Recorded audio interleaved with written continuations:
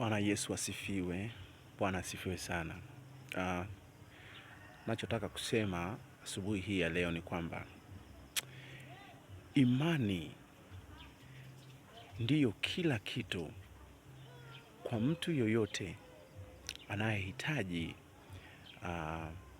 kufanya mapenzi ya Mungu. Unaweza ukasikia mtu anasema ya kwamba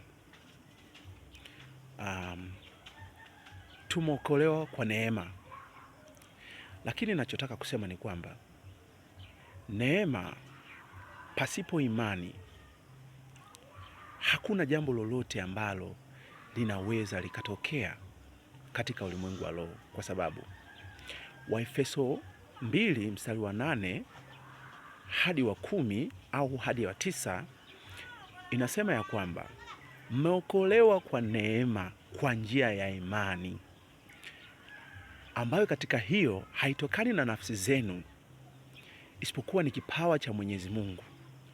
Bwana Yesu asifiwe sana. Unaweza ukatambua au unaweza ukaona ya kwamba neema ni mlango ulio karibu kuliko milango yote ya kuona ufalme wa Mungu au wa kuweza kupata matokeo ya kile ambacho nakihitaji katika ufalme wa Mwenyezi Mungu kwa kupitia imani. Kwa hiyo kama hauna imani, kama haujaweza kutembea katika imani, basi utambue ya kwamba hauwezi au neema haiwezi ikafanya kazi maeneo ya mtu ambaye hana imani ndani yake ama hajatembea katika imani.